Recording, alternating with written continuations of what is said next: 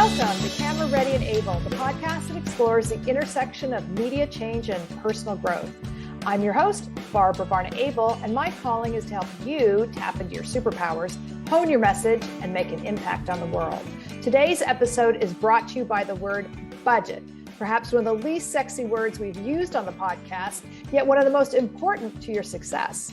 A good definition of budget, courtesy of Merriam-Webster, is a plan for the coordination of resources and expenditures to allocate or provide for the use of something in detail so you can plan accordingly.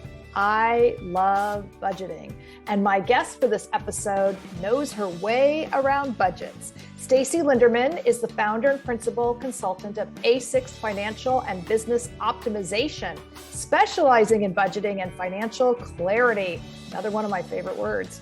Prior to launching her own business, Stacey worked in both the for-profit and not-for-profit sectors and is unapologetically not boring. Oh, how much do I adore you for putting that into your bio? Welcome, Stacey. I am so excited to have you here. So thank you and welcome. I am so excited. I have to come clean. It was on my bucket list to be on your podcast. So this is a big, big thing for me. I'm so excited. Oh my God, I'm bursting. I am beaming from ear to ear. What a kind thing to say. Well, back at you. This is really great. I want to get right to it and ask you, aside from the obvious definition that we just shared, what does budget mean to you? How'd you get to Well, that definition is so boring. I mean, if anybody were to read it, I think they would run from us in this podcast, because the definition of budgeting is boring, right? It's so dry and it's so boring. But like you said, it is so important in the fabric of everything we do, whether it's personal, it's professional, all across industries. But it is an obstacle when you even Google the definition of budgeting, you're ready to go to bed, right? What it means to me is having a clear roadmap of where you want to go. So when you're driving the car, if you don't have an address of where you're going, you're never going to get there. And your budget is the heart of an organization. Can they change Webster's and add that? We'll get on it. We can have a little social campaign on that. We're going to redefine budgeting. So you just redefined budgeting. So explain that to me more about so it's a foundation of the roadmap. Yes, well, it's a foundation. It's the skeleton of your organization. Quite often we hire accountants, which is a great thing. You need an accountant, a bookkeeper in your organization. And on the flip side, quite often we hire finance people.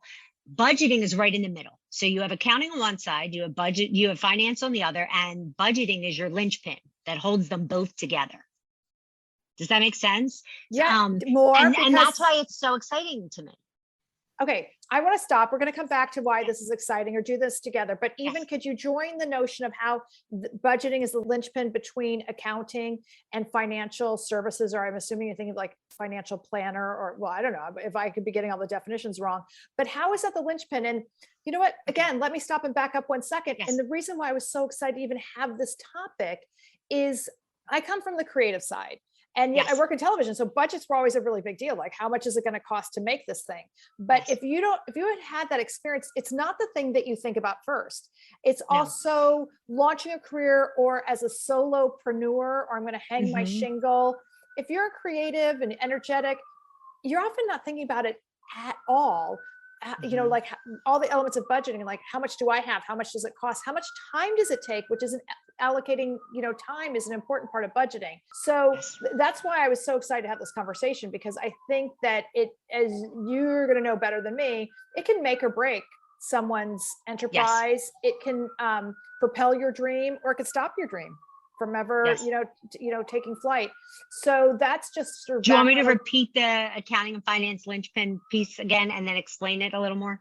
Yeah. So if you want to go into that. The way that I look at it, or the way that it is that your budget is the linchpin of your organization. You have accounting on one side, you have finance on another side, and your budget is what enables the two of them to talk to each other. Okay, so when people think of a budget, a lot of times they think of my expenses and they look at it as handcuffs to letting them know what they can and cannot spend. And they look at revenue targets. And if they're not making those revenue targets, they feel like a complete failure in life. But the budget pulls it all together. So a budget's not just for $1 million or $1 billion organization. A budget is for those of us that are starting out in life and in starting out in our career. Like I think you had said in another podcast earlier about solo. How did you say it? The entrepreneur, the solopreneur. Solopreneur. I love it. I love it. The budget is just as important for those people or us, because it helps us to figure out what our return is. So if you open a small cupcake shop and you have the best cupcakes imaginable, the line is around the block, right? And you're selling those cupcakes for $4.50 each, and everyone's buying them. You sold 20,000 in your first month. But if those cupcakes really cost you $5 to produce, with every cupcake you sell, you're losing 50 cents. So you're never going to be profitable. You're never going to make money. And the cupcake place, even though everybody loves your product, is going to close. And the budget, the financial analysis backing of that, is what helps you to understand how to make money. Same thing if you are one of my current clients and dear friend runs Video by Janine, and she used to work at Conan O'Brien. So I'm talking like in your space, right? And so many people dreaded the budget. Of course, you dread the budget. You're like, oh, they gave me a budget for this little skit that I have to do on, just say, Saturday Night Live or whatever. I have a budget. And it's going to ruin my day. I had to deal with counting the numbers and figure out what I can do. But if you have a $1,000 budget for this skit, it comes down to what is most important. This is something that Janine walked me through and taught me that how important the budget was in her industry also, in that she would have an X amount of dollars that she would give her producer, whoever was handling this for her. And they would go out and spend a lot of money on pink shoelaces for one of the cast to wear, right? One of the stars to wear. And she would have to have the conversation with them that would say, what's more important, that the extra in the scene is able to talk, or that this actor has pink shoelaces on? She wasn't telling them which one was more important. She was just saying which one is going to make the scene. Right. And so the budget, like, even though you're talking about a budget in some cases where it's $1,000, and you're talking in other organizations where a budget could be $10 million, the budget is just as important in both scenarios, because that's what helps us. Going to the roadmap analogy, if you don't know how you're going to get there, if you don't know how much you want to make, you're not going to be necessarily successful. Okay. Back up. How much did I love everything you just said? So one, to that point too, another episode of the podcast I did with Mary Langle, who has built a 7-figure digital business, her title was, "Is it nice or is it necessary?" Right. Love that. It's just another phrasing of exactly the conversation that you were having with Janine. Is it nice or is it necessary? And this is what propels us forward. So great. 2, right there is just to understand how important it is just to have a budget. And so many of us start out and we aren't thinking that way, because it's just, I'm going to hang my shingle and I'm going to go hustle for clients. I haven't thought that. But the really key question that you just mentioned at the end of that is to have a number. And whenever I think about that, they're funny, moments from film and television where you see the guys negotiating and somebody's writing down a number on a piece of paper and they fold it and they slide it across the table. Yes. Right. And then you read it, what the number is.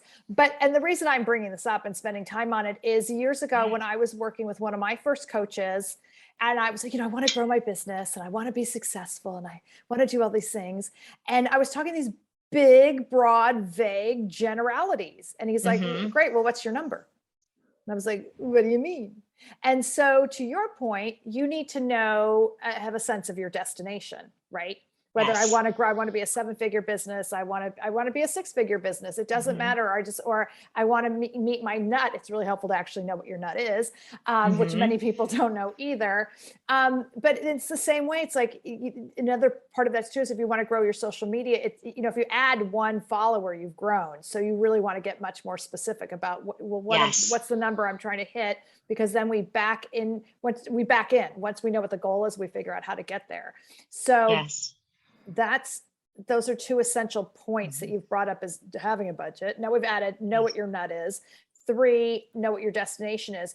Going on this line of thinking, what are your checklist questions that you would ask somebody?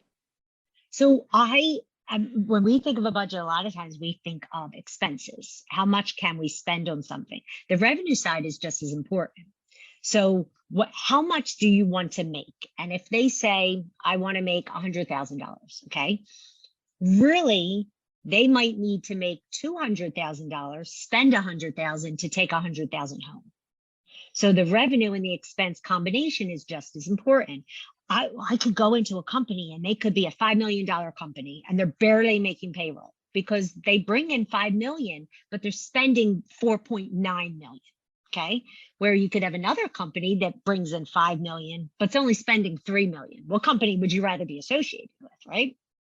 Now we're getting to the notion of profit and loss statements, which again, but that all ties to the budget. Yes.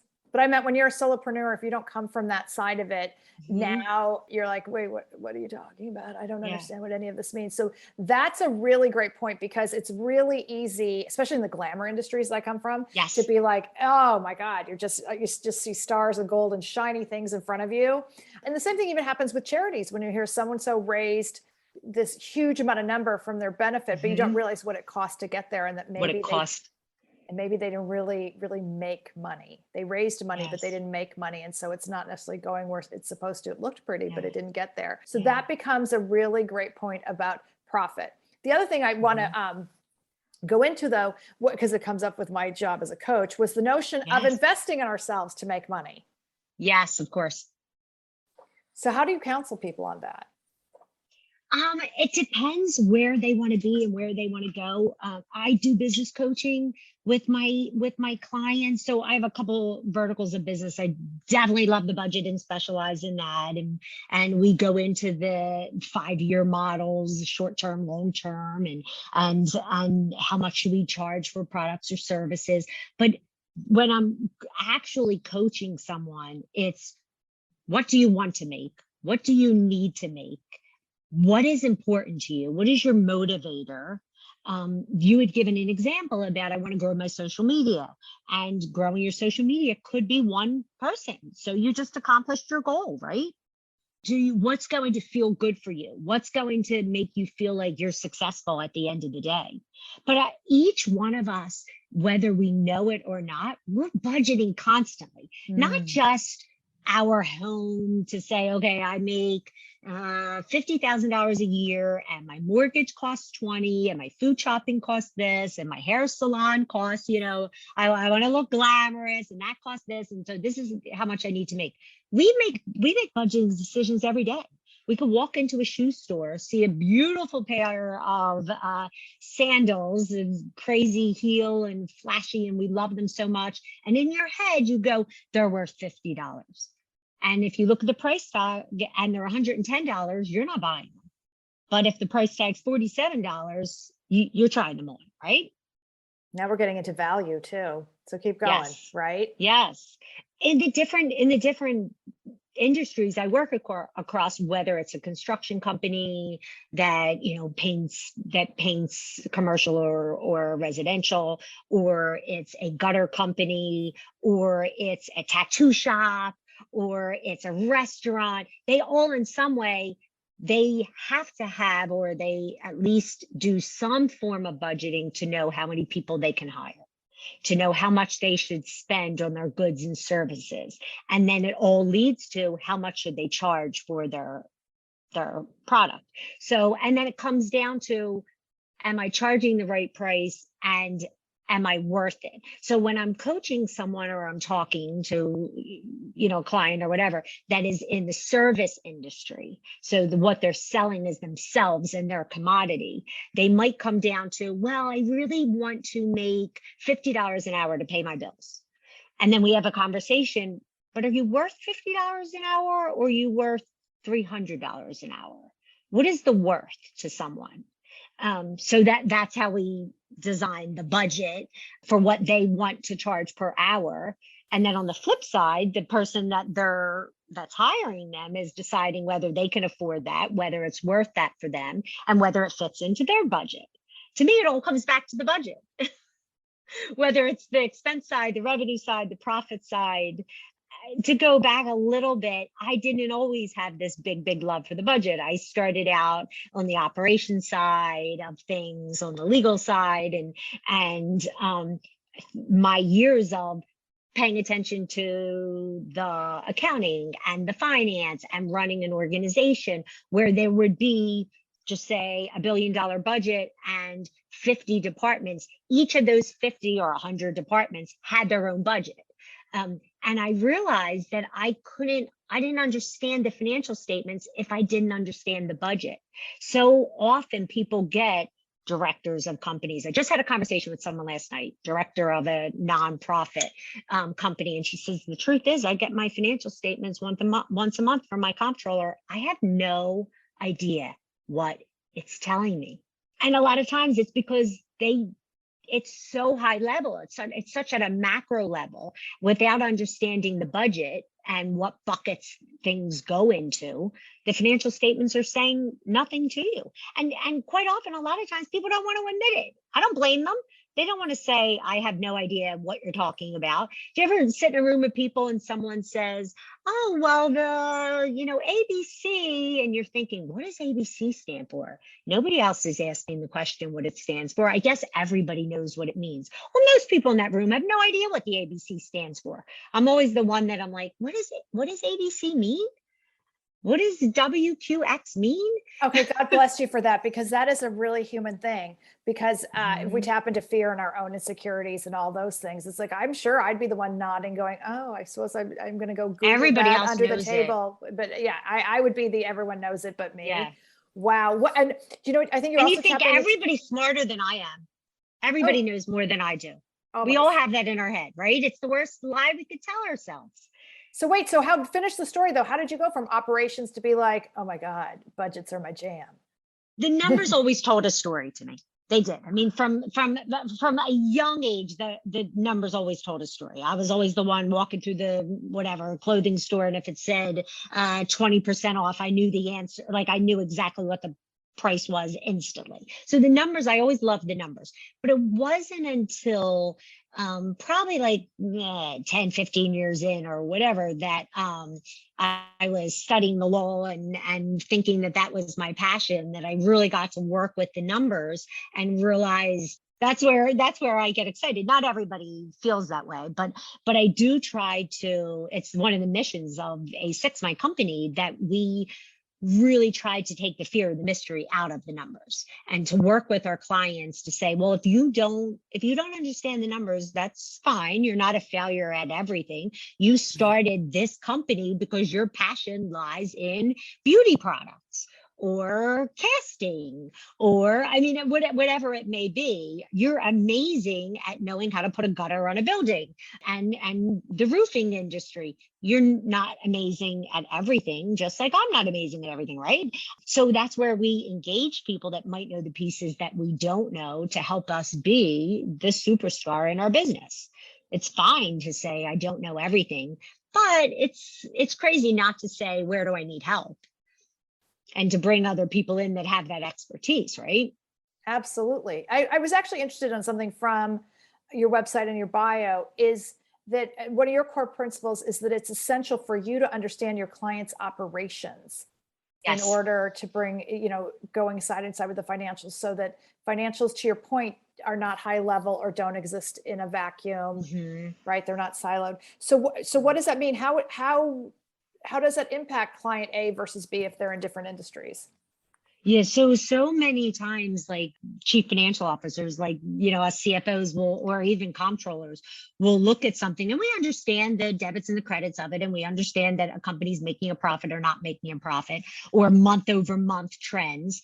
But without knowing the operational side, and really getting to know your clients, to be like, so tell me about your product, tell me what you're selling, tell me what energizes you, what your customers really value from this. Getting to know my clients, and really they're ultimately turn into my friends, it enables you to help them so much more. So we have a mutual friend who's been on your podcast once or twice. Sean DeSimone, the owner of Sean DeSimone. What is it? Sean DeSimone Casting. He's amazing. One of my favorite friends and clients, and he's brilliant. But I'll ask Sean a million questions. So explain to me, how many people do you have to interview to get there? How many people did you have to screen? Did you have to fly there? Could you do the same thing via Zoom? How many what was the vibe when somebody came in the room? Why is it important that the person is authentic? Like, I really want to understand what they do and the product that they're selling, so that I can understand the numbers, what things cannot be cut out of what you do, what things are so essential. Because a budget's not all about cutting, it's about leveraging your resources. Say that again. A budget is about what? Is about leveraging your resources and go. spending the money on what is really, really important. If it is important for you to physically be on site and have a glass of wine with someone and have a conversation to get to know them for your business, then you should definitely be doing that. But if it's not super, super important that you sit in first class going to that destination, well, then let's talk about that. And no owner wants to be told what they can and can't spend money on. And the budget really doesn't tell them what they can and cannot spend money on. It gives them the choices to know what is important to them, what is not important to them. There's things we all have to do, right? We may have to have liability insurance. We have to put gas in our car. We hopefully, want to have a roof over our head and security. And then there's things, a Fendi bag might be important to somebody, whereas someone else is totally beyond fine with a Coach bag, and they love their Coach bags, right? I mean, what's important to you? The job of a finance person is not to tell an owner what they should or should not spend their money on. It's to help facilitate their dreams and to get them where they want to be. Mm-hmm. That becomes such a great way of looking at that. It goes back to Mary's, is it nice or is it necessary? Is it essential? And then something I've learned in my own business has helped me shift what I do in my business, was this notion of return on investment, which I hadn't really thought about. But it goes back to what we were just talking about in the example of Sean's, like, how long does it take? How many hours am I putting into something to make money? Is there either a more efficient way to do that? And technology has helped me in many ways in my business. But other things too, is I realized I started doing certain things less, or shifted the focus of my business because of things that were easier. They just came down to being more profitable. I enjoy them, but they also, it's an easier way to make money, takes less time, easier flow, just all those different elements. So I think often for people listening who are pursuing different things, it gets into all these different things we're told we need to have, all the shoulds, and that gets into marketing and how do we show up and what's your website. And so I think budgets, going back to research, help us prioritize. Yes. And so I want to reframe it. If you could bring us up, as like, what are the questions anyone needs to ask themselves to help them ascertain what is the priority here? What part of the spending brings us joy? What part of the spending is essential to the product or delivery? What part of the spending I'm just doing because I've always done it and it may not be key? It's not shocking to me, but it's shocking to a lot of like my owners that I go through this exercise with. The first time where they could be super profitable in a business for 10 years, right? And they say, it's time. I've been flying by the seat of my pants. I want to have a budget now. They've been all this time. They haven't had a budget. And we go into this campaign, I call it the No Stone Unturned campaign, where we go through and we really build the budget, like a zero-based budget, up from nothing. And we look at every single line. And it's shocking to them where they'll say, I've had this magazine subscription for 10 years and I don't even look at the magazine. Or they'll say, wait, I'm on an auto renewal paying for X, Y, and Z. We don't even use that anymore. Wait, I'm paying for Teams and Zoom? Okay, wait, I need to talk to the company. Which one do we want? So it's dropping the things that are not adding value to your mission as a company. Going back to the skits on Conan O'Brien show, which one's going to make the laugh? That the extra can shake their head and go, aha, or that the actor to the left is wearing bright red shoelaces. I'm not telling you which one it is, but you'll know the answer as the business owner. You'll know the answer as the one that's producing that skit, which one is going to make it. So we go through a list of questions like, what's our, to get so technical, it's going to go back to your beautiful intro with the boring definition of a budget, but to go back to your fixed versus your variable expenses. So there's the fixed things that you have to do. If you want to drive to New York, you had to have gas in your car. So that's pretty much a fixed expense, right? You may have to go through a toll, but do you have to get your car washed before you go there? Is that necessary for you? It might be necessary, might not be necessary. You'll know whether it's something you need to do or not. Sometimes we're talking about super little dollar amounts, and sometimes we're talking about large dollar amounts, things that you should be investing in. I mean, marketing is one of the first things that I see people cut when times get tough. I think it's one of the last things you should cut when times get tough. It's a different way to look at it, right? It's a different way to examine it. So we say, how are you going to continue to grow if you cut your marketing first? Maybe that's not the thing you want to, not the thing you want to cut. Maybe you can do that on Zoom, or you do need to do that in person. There's like a list of, millions of examples. When you start talking about the fixed versus variable, people are like, they want to shoot themselves. But it goes back to the conversation we were having about you're not an expert at everything in your business. And that's why you hire people to explain things to you, help walk you through it, not to make you feel stupid if you don't understand something, to put it in a language that you can understand. The silly little cupcake example I gave, I use examples all the time. Like, okay, so you walk in the grocery store and you see this to the left.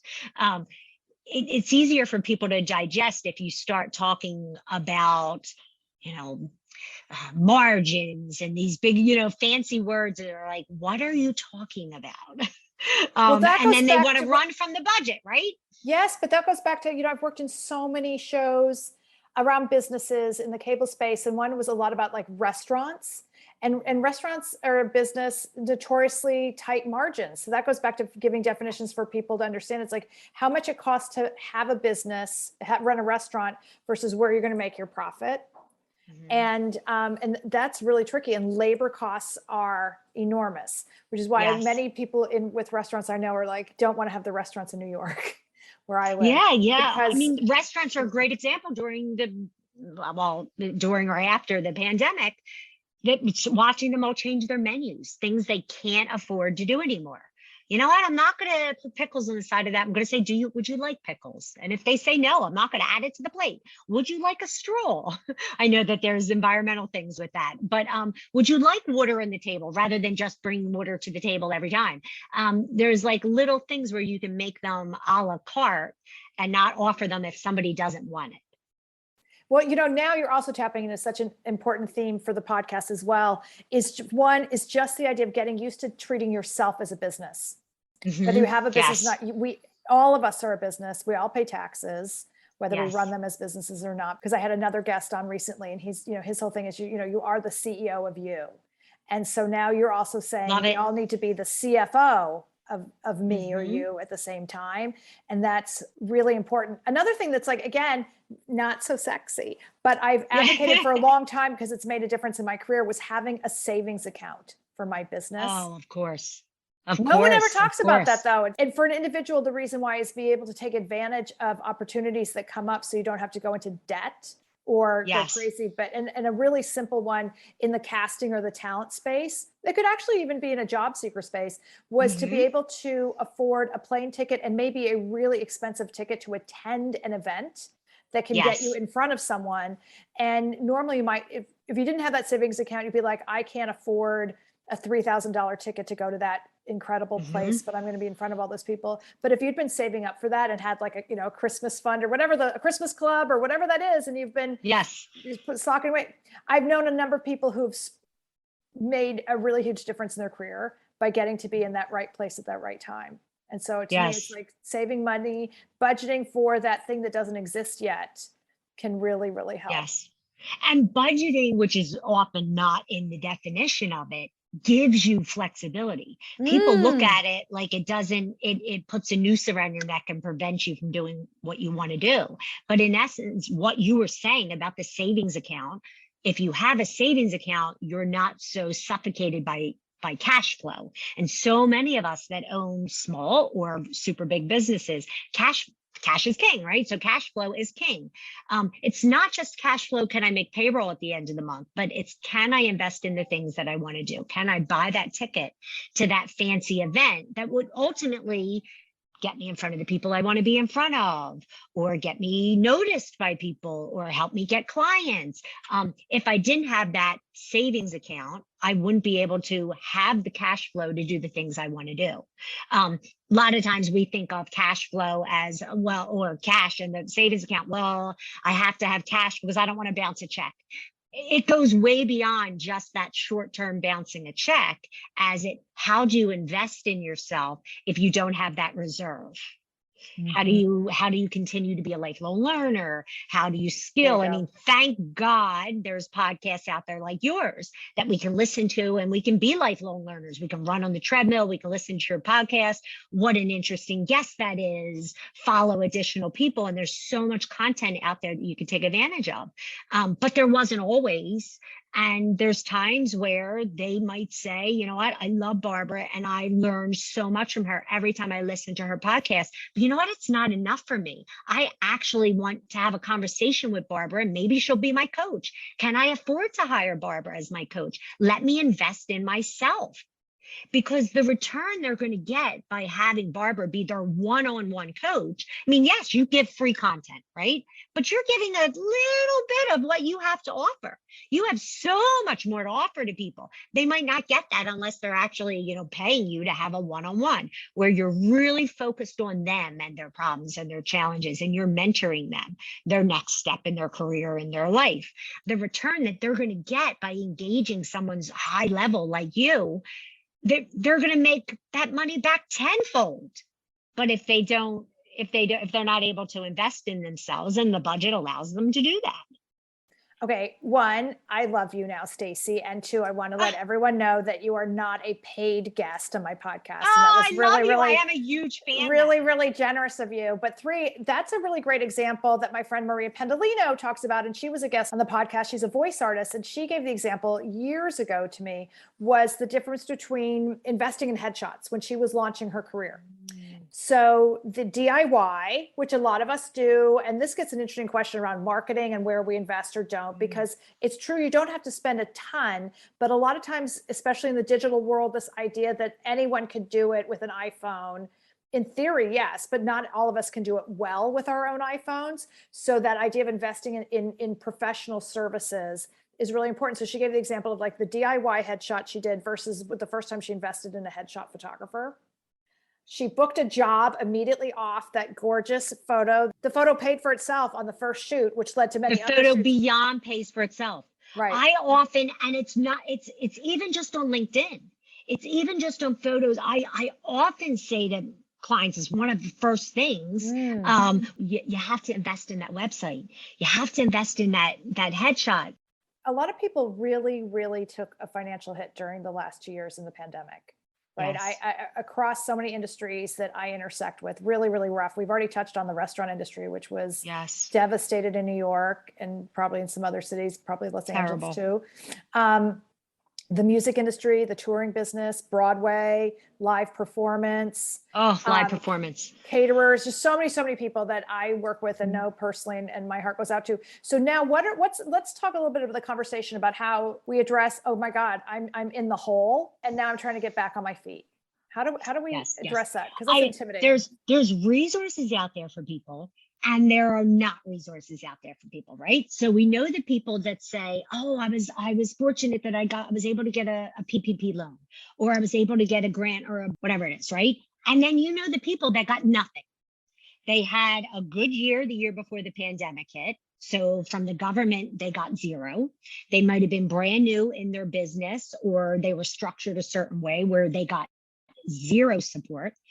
But what is a good thing, if we could see a silver lining, cash is cheap in a way right now, right?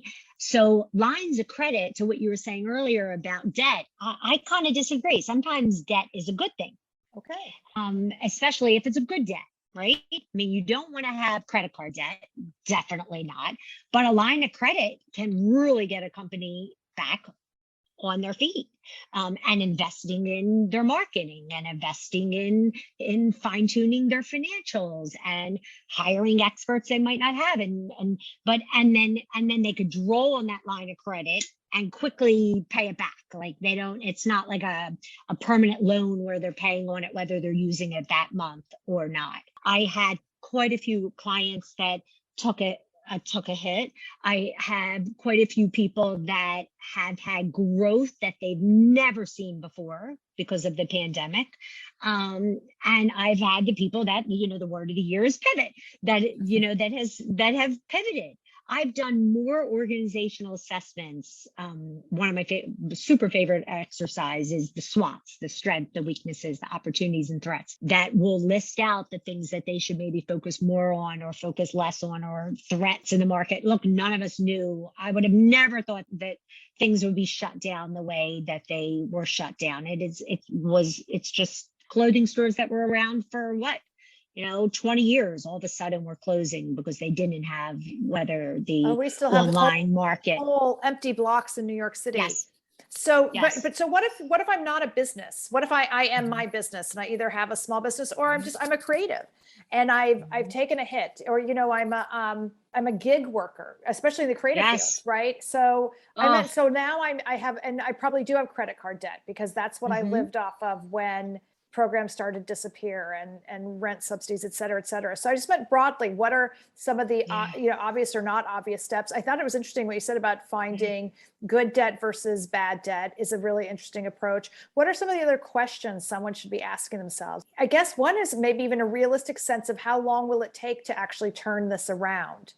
Oh, I think it's really different for all different industries. Okay. I mean, a small mom and pop boutique clothing store is going to be very different than a hotel, right? It's going to be very different from our venues. People are getting back out there and they're going to the casinos and the live shows, but are they filling every seat?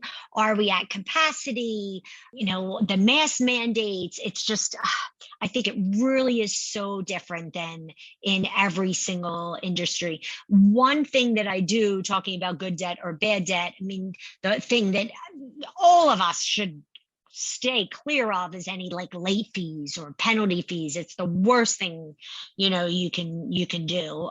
Unfortunately, there were so many people that had to file for bankruptcy during this time, and it was the only way that they could get out of it. I do believe that the market is going to turn back around. I mean, we are at an all-time high of inflation. What the last I checked was 38% or something.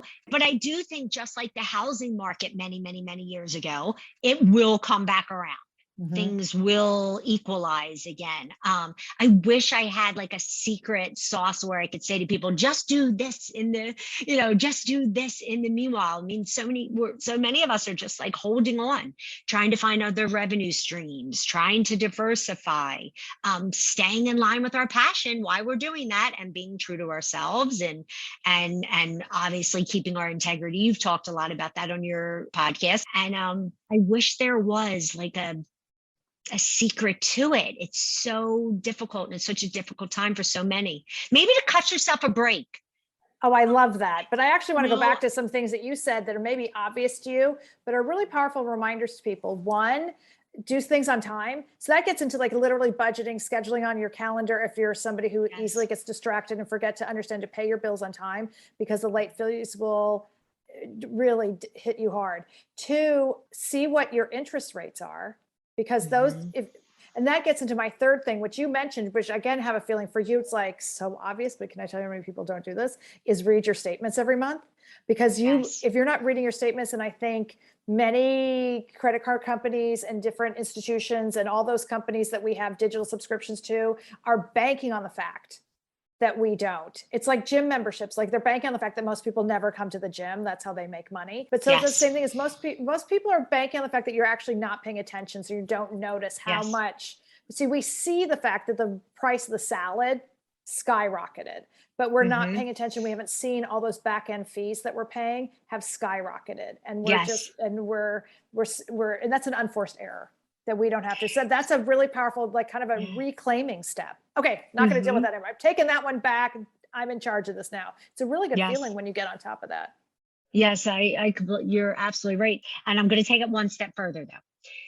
So many people do look at their statements. They glance at their statement and the names look so familiar because you see ExxonMobil or Wawa's a local, down in New Jersey, local to us. So you just see Wawa and you think nothing of it.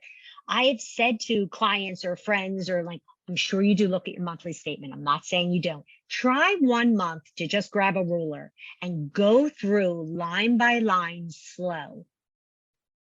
And sometimes there's ones on there that you go, wait a minute, what is that? That was never on there before. It has happened to me. That was never on there before. I was never charged that fee before. And then you look and you call, you've been paying that fee for 6 months. Never even thought of it because it just blended your eyes. I looked at it, it just rolled over, it blended. And that's where a lot of times when you build a budget and you're looking line item by line item by line item, you realize there's things you don't even want to spend your money on. You don't want to spend your money on, you don't want to spend your company's money on. And then ultimately, all those expenses get passed on to your customer, your client.